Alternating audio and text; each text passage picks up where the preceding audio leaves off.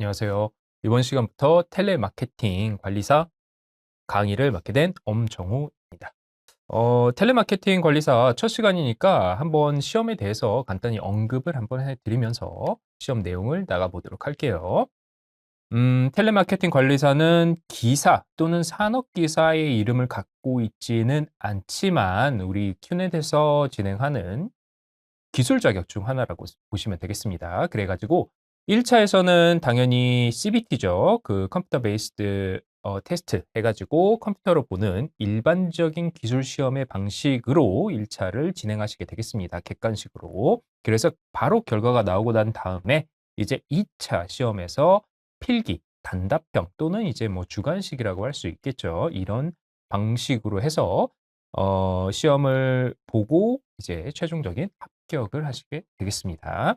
내용적으로는 사실 그렇게 어렵지는 않아요. 왜냐하면 경영학을 기초로 해서 이 시험이 만들어지다 보니까 경영학적 내용들만 여러분들이 좀 잘 알고 있으면 텔레마케팅 우리가 알고 있죠. 우리에게 오는 전화 또는 우리가 직원으로서 다른 사람들한테 하는 전화 이런 것들이 다 텔레마케팅 관리사 안에 내용에 포함이 되어 있기에 경영학적인 좀 전문적인 내용들만 추가적으로 알고 계신다면 일반적으로 우리가 상식적으로 알 수 있는 내용들 이런 것들은 그렇게 어렵지 않게 여러분들이 캐치할 수 있을 거라고 생각이 듭니다. 다만 이제 우리가 이제 약간 고려해야 될 것은 그래서 1차는 거의 어렵지 않아요. 왜냐하면 객관식이기 때문에 우리가 기본적으로 알고 있는 내용들을 기반으로 해서 충분히 합격하실 수 있습니다. 강의 내용을 기반으로 해서. 다만 여러분들이 조금 더 공부를 하셔야 되는 거는 2차예요. 그래가지고 1차를 공부하실 때도 2차를 기본적으로 머릿속에 생각해 두시면서 공부하실 필요가 있다라고 말씀드리도록 하겠습니다. 왜 그러냐? 2차가 주관식이죠. 직접 이제 써야 하는데 이 쓰는 게 왜 중요하냐면 이미 알고 있는 내용 또는 매우 쉬운 내용임에도 불구하고 직접 쓰라고 하면은 손이 잘 안 나갑니다. 이게 이제 주관식의 특징이에요. 그래서 물론 단답형 이거 알아? A, B, C 이거 써봐. 이런 것들은 쉽게 손이 나갈 수는 있지만 알고 모르고만 판단이 되면 되지만 조금 이제 보통 이런 텔레마케팅 관리사라든지 이런 경영학적 기술 시험들의 2차 과목은 몇 가지를 써라. 뭐 3가지를 써라. 장점 3가지를 써라. 단점 3가지를 써라. 특징 5가지를 써라. 이런 식으로 나오다 보니까 우리가 그거를 글로써, 머리로서는 이미 알고 있는데 글로써 쓰기가 약간 어려운 경우가 종종 있다라고 보시면 되겠습니다. 그래서 여러분들이 공부를 하실 때 안다고 해서 그냥 넘어가는 거 약간은 지양을 하실 필요가 있고 안다 하면은 이거를 쓸 수 있느냐까지 한번 진행을 하시는 게 더 좋지 않을까라고 생각이 듭니다. 1차는 굳이 못 써도 돼요. 2차가 좀 더 중요하다라고 말씀드리도록 하겠습니다. 자, 그래서 제가 이 교재와 PPT 같은 것을 만들 때 핵심적으로 본 게 가성비입니다. 가성비. 최소한의 효율로 최소한의 노력이죠. 노력으로 어떻게 하면 여러분들이 합격할 수 있게 할 수 있는가를 기반을 맞춰서 제가 이렇게 강의를 좀 구성했다라고 보시면 되겠어요. 그래 가지고 너무 많이 공부할 필요도 없습니다. 왜? 우리 기사 시험, 기술 시험은 60점이 합격선이에요.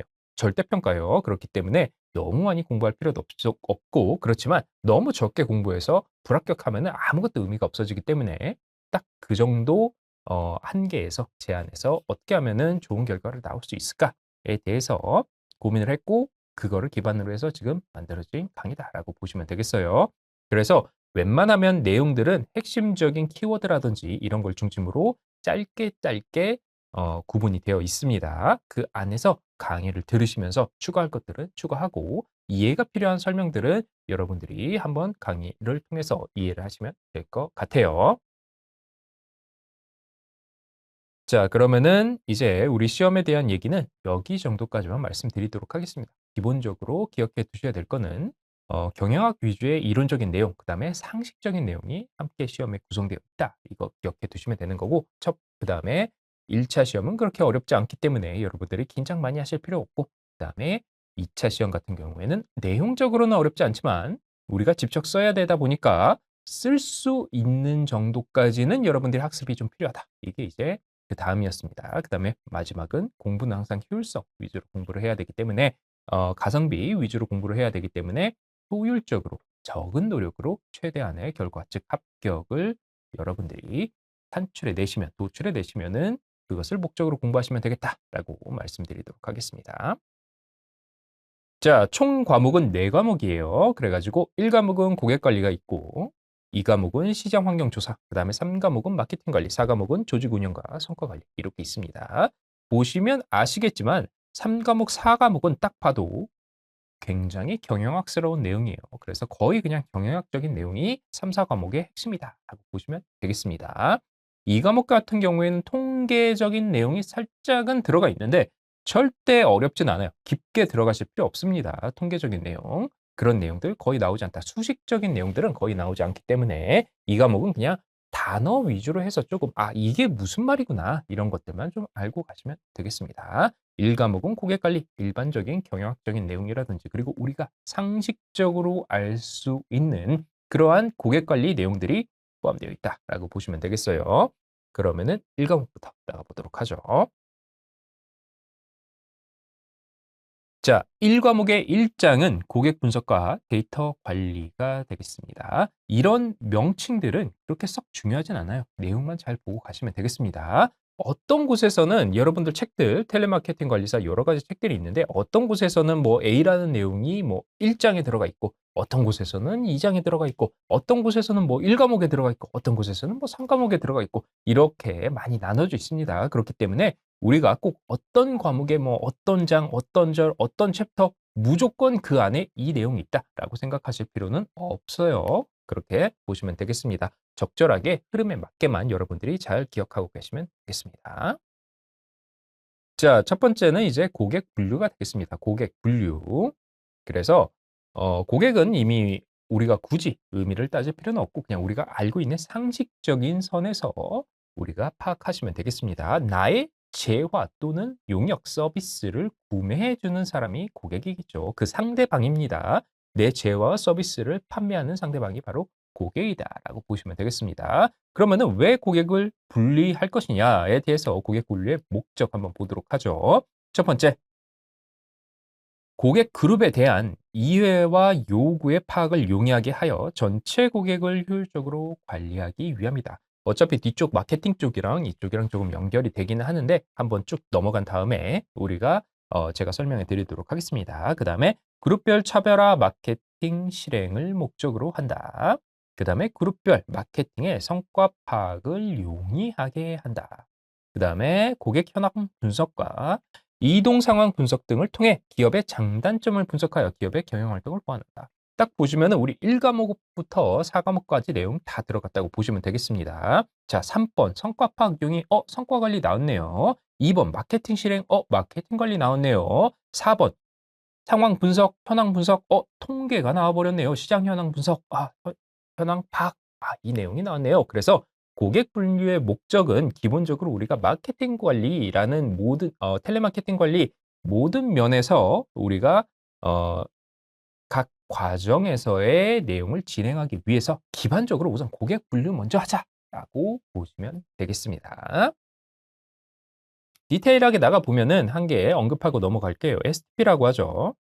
물론 이거는 마케팅 쪽에서 다시 언급이 될 겁니다. 굉장히 중요해요. 마케팅 쪽에서는 당연히 STP와 포피 해가지고 이 두 가지는 그냥 여러분들 세트로 해서 무조건 암기하고 가셔야 된다라고 보시면 되는데 그중 한 개가 바로 이 STP가 되겠습니다. 그래서 고객 분류라는 거는 어떻게 보면은 S는 뭔가요? 세그멘테이션 해가지고 분류가 되겠죠. 이게 분류가 되는 겁니다. 또는 세분화라고도 합니다. 세분화 해가지고 이 두 가지 먼저 고객을 나누온다. 어떻게 나눈다? 성별, 연령, 인종 이런 식으로 우선 나누는 거예요. 그 다음에 T는 뭔가요? 타겟팅이 되겠죠. 그래서 목표를 정한다. 누구 중에서? 나누어진 고객들 중에서. 그 다음에 포지셔닝은 그 고객들에게 내 브랜드나 내 상품, 내 영역, 내 서비스가 어떻게 인식될 건지 내가 그 위치를 정하자. 좋은 품질과 고가의 명품으로 인식이 될 건지 또는 저렴한 가격으로 그 대신 조금 보통적 품질로 가성비 제품으로 인식이 될 건지 이런 것들에 대해 결정하는 게 포지셔닝이 되겠습니다. 마케팅 때 훨씬 중요하게 우리가 볼 거예요. 그중 바로 이 첫 번째 세그멘테이션, 즉 세분화가 바로 이 고객 분류의 내용과 일맥상통한다라고 보시면 되겠습니다. 그래서 우리가 결국 모든 텔레마케팅의 관리를 하기 위해서 전제가 되는 게 고객 먼저 분류하자. 어떤 고객들이 있는지 한번 보자라는 게 되겠습니다. 자, 그래서 고객 세분화를 통해서 유형을 한번 파악해 보게 되면 첫 번째로 잠재 고객이 있습니다. 잠재 고객. 자, 잠재 고객이란 거는 자사의 제품 및 서비스를 아직 구매한 경험이 없는 사람들 중에서 미래 자사 고객이 될 가능성을 가진 고객을 의미하게 되겠습니다. 그래가지고 핵심이 되는 거는 구매한 경험이 없는 사람이 되겠어요. 그래서 미래의 가능성을 가진 고객이다. 즉, 내 제품과 서비스를 아직 지금 구매해보지 않았기 때문에 어떠한 장점과 강점 또는 단점이 있는지에 대해서 파악을 지금 못한 고객이라고 보시면 돼요. 다만 지금 고객이라고 하는 거는 우리가 고객의 정의에서 내 제품과 서비스를 직접 제휴와 서비스를 구매하고 거기에 대한 대가와 보상을 나한테 지급한 존재가 바로 고객이다라고 했을 때 바로 거기까지 가기 한 단계 남은 바로 직전에 있는 그게 바로 잠재 고객이라고 보겠습니다. 즉 아예 그냥 내 제휴와 서비스를 아예 구매할 생각이 없거나 전혀 그것과는 관련 없는 사람들을 잠재 고객이라고 하지는 않아요. 그렇기 때문에 일반적으로 잠재 고객은 이제 곧 내가 내 고객이 될 수 있는 가능성을 가진 고객이다라고 보시면 되겠습니다. 그렇기 때문에 가치가 어디 있느냐? 잠재적인 가치에 있다라고 볼 수 있는 거예요. 즉 현재와 미래 중에 미래의 가치가 있다라고 보시면 되겠습니다.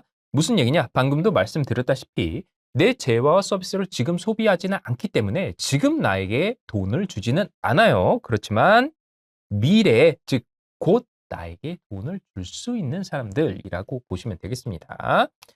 그렇다면 미래에 나한테 어떻게 돈을 줄 수 있게 만드느냐가 중요하겠죠. 그래서 나온 게 바로 유인 전략입니다. 유인 전략. 지금 내 제품과 서비스에 대한 강점, 장점, 단점에 대해서 파악을 못하고 있기 때문에 이 잠재 고객들을 내 고객으로 만드는 과정이 필요한 거예요. 그렇기 위해서 이 잠재 고객들에게 이러한 전략을 사용해서 유인 전략을 사용해서 우선 내 제품과 제휴와 서비스를 사용해서 그 강점을 인지시키는 과정이 필요하다. 그게 바로 유인 전략이다라고 보시면 되겠습니다. 대표적인 예가 판촉이죠, 판촉. 즉, 세일입니다, 세일. 세일. 비교적 저렴한 가격으로 제품을 판매함으로써 한번 이거 한번 써봐 라고 말을 하는 거죠. 예를 들어 우리 음식점 같은 것도 똑같아요. 좀 더 저렴하게 오픈일 때는 오픈을 기념으로 해서 세일이라든지 뭐 판촉을 하죠. 왜? 내 음식 한 번도 먹어본 사람이 없으니까. 맛있는지 맛이 없는지 사람들이 모르는데 거기에 남들과 똑같이 10,000원이면 10,000원, 20,000원이면 20,000원을 예를 들어 소비를 하라고 한다. 그러면은 비교적 퀘스천 마크가 붙겠죠. 사람들이 이거 맛있는 거야? 안 맛있는 거야? 그냥 나 먹은 대로 갈래. 이럴 수 있는 거예요. 그렇기 때문에 기본적으로 이런 판촉을 통해서 유인을 한다. 남들 10,000원에 파는 거 우리 지금 새로 생겼으니까 너희들한테 한번 먹을 기회를 줄게. 5,000원에 한번 팔아볼게. 8,000원에 한번 팔아볼게. 이렇게 세일을 통해서 한번 내 제휴와 서비스를 다른 고객들, 즉 잠재 고객들에게 제품을 판매하는 거가 되겠습니다. 그게 바로 판촉이에요. 또는 패키지 또는 끼어 팔기 이런 게 있죠. 무슨 얘기냐? A라는 원래 기존의 제품이 매우 잘 나간다. 그래서 사람들이 A를 많이 산다. 그러면은 거기다가 B라는 신제품을 한번 플러스해 주는 게 되겠습니다. 같이 끼워서 파는 거예요. 그러면은 A를 사는 와중에 B도 한번 써 봄으로써 B 썩 괜찮네 라는 생각을 통해서 잠재 고객이 다시 신규 고객 그리고 기존 고객, 단골 고객으로 발전할 수 있는 기회를 갖게 된다라고 보시면 되겠습니다. 이게 뭐 끼어 팔기 또는 패키지 판매 이렇게 보시면 돼요. 삼성의 갤럭시 스마트폰 역시 마찬가지가 되겠습니다. 삼성의 갤럭시 스마트폰이 맨 처음 나왔을 때 아이폰에 비해서 어쨌든 간에 패스트 팔로워로서 후발주자이다 보니까 어떻게 하면은 아이폰을 쓰는 기존의 고객들이라든지 또는 기존에 그냥 폴더폰이라든지 이런 거를 쓰는 고객들을 이런 잠재 고객들을 어떻게 하면은 우리 신규 고객 그리고 단골 고객으로 만들 것인가에 대한 전략이 필요했었죠. 그래서 뉴욕 특히 맨하탄 부분에서 그냥 갤럭시를 공짜로 다 뿌렸습니다. 그래서 뉴요커가 쓰는 스마트폰 뭐 이런 이제 이미지를 구축하기 위해서 우리 갤럭시의 뭐 장점이 뭔지 강점이 뭔지 이런 것들을 이제 사람들이 직접 경험해서 그거를 통해서 고객을 확보하기 위한 그런 전략이 바로 유인 전략이다 보시면 되겠습니다. 대표적인 예가 바로 그러한 전략이에요. 자, 그런 거를 이제 통해서 어쨌든 간에 그러한 전략을 통해서 신규 고객이 내 재화와 서비스를 한번 체험을 했다. 그러면은 그 다음에 제대로 된 대가를 치름으로써 제대로 된 대가 또는 보수 수수료를 nem으로써 내 진짜 재화와 서비스를 구매를 함으로써 신규 고객이 어떻게 되느냐, 그 기준이 무엇이냐 하면은 제품 및 서비스가 기대 수준 이상일 경우에 이제 내 신규 고객으로 편입이 되는 거다라고 보시면 되겠습니다. 그래서 기존에 있는 이제 재화 서비스를 한번 사용하고 난 다음에 이제 잠재 고객이 돈을 제대로 지불한다. 그러면은 무엇이 되느냐? 신규 고객이 되겠습니다. 신규 고객은 잠재 고객 중에서 처음으로 구매한 고객이에요. 문제가 그렇게 나옵니다. 가능성이 될 고객을 무엇이라고 하느냐? 신규 고객 이렇게 찾으시면 되는 거고 처음으로 구매한 고객을 무엇이라고 하느냐? 신규 고객 이렇게 하시면 되는 거예요. 그렇게 용어적으로 어렵지 않습니다. 제가 이해를 쉽게 하기 위해서 조금 얘기를 덧붙이는 것뿐이지 내용 자체는 그렇게 크게 어렵지 않다라고 보시면 돼요. 자, 그다음에 재구매율이 낮게 낮은 고객 유저를 보인다. 일반적으로 우리가 예를 들어 자영업을 기준으로 했을 때 이거는 이론적인 거는 아니에요. 일반적으로 경험적인 내용이라고 보시면 되겠습니다. 50, 50이라고 합니다. 무슨 얘기냐? 예를 들어 백종원 씨도 똑같은 얘기를 했어요.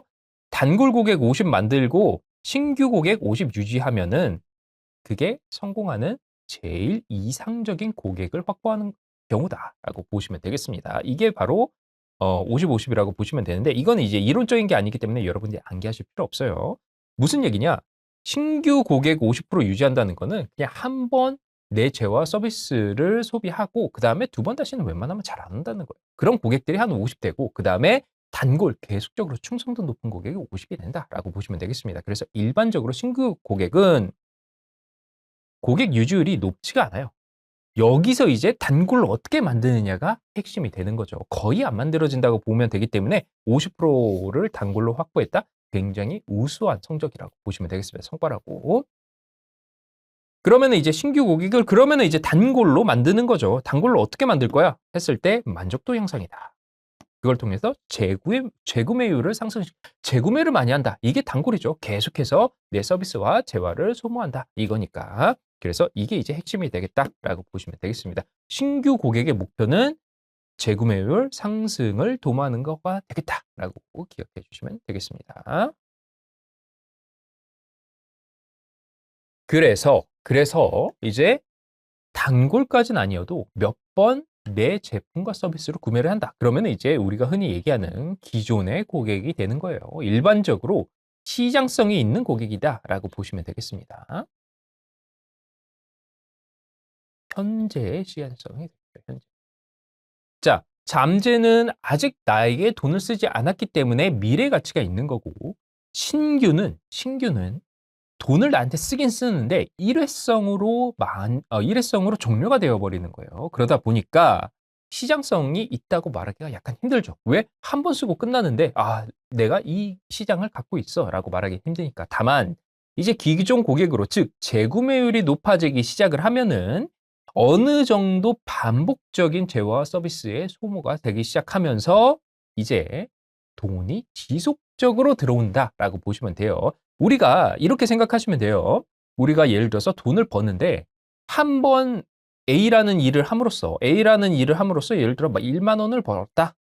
여기서 끝났어요. 오늘 일하고 끝났어요.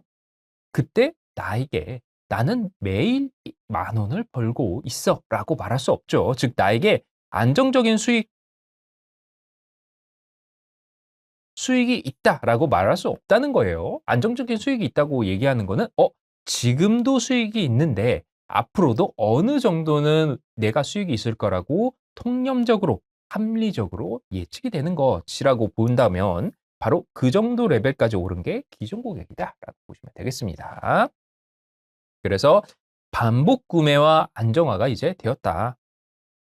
물론 이 빈도가 매우 높지는 않아도 돼요. 빈도 자체를 따지진 않습니다. 그렇지만 어느 정도 이 사람이 내 재화와 서비스를 어느 정도 지속적으로 그게 몇 달 만인지 아니면 몇 주 만인지는 조금 차이가 있을 수 있지만 지속적으로 나에게 수익을 창출해 주는구나라고 보시면 되겠습니다.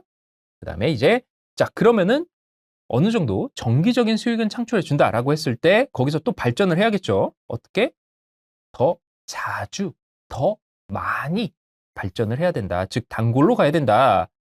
그게 뭐다? 관계 굳건화가 요구된다라는 용어로 쓰는 겁니다. 이런 용어들은 어렵지 않아요. 다만 제가 말씀드렸지만 2차 때 여러분들 써야 되는데 무엇을 쓸 것인가냐 할 때 우리가 굉장히 그냥 일상적으로 쓰는 말들, 고객들이 내 점포에 자주 오게 해서 내 거를 좋아하게 만든다. 이런 식으로 쓰면 안 되는 거죠. 시험이기 때문에. 그럴 때는 관계의 굳건화가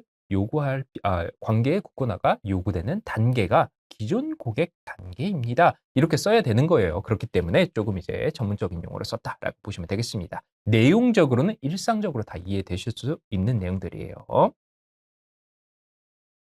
그래서 이제 핵심 고객, 즉 단골이 되겠습니다. 단골 고객이 된다. 그래서 이 단골 고객 단계에서는 기업과의 강한 유대 관계가 형성이 된다. 즉 친하다는 거예요. 친하다. 그래가지고 웬만하면 거기 가서 사지.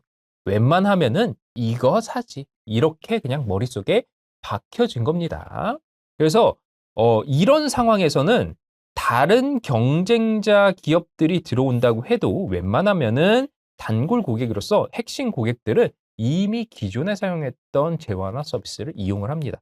그래가지고 예를 들어서 원래 10,000원짜리인데 경쟁 기업이 신규 기업이 한 9,000원으로 할인을 해서 경쟁을 하려고 지금 한다 해도 10,000원짜리가 팔리는 경우가 꽤나 있다는 거예요. 왜? 핵심 고객이니까. 이미 내가 이 재화의 서비스와 품질을 잘 알고 있고 이미 나한테 익숙하고 이미 내가 이거에 만족하고 있으니까라고 보시면 되겠습니다. 주변인에게 기업을 홍보하는 충성 고객층이 형성이 된다. 자, 이거는 마케팅 관리 때 제가 또 계속해서 나올 내용 중 한 개지만 효과라고 합니다. 이게 무슨 얘기냐?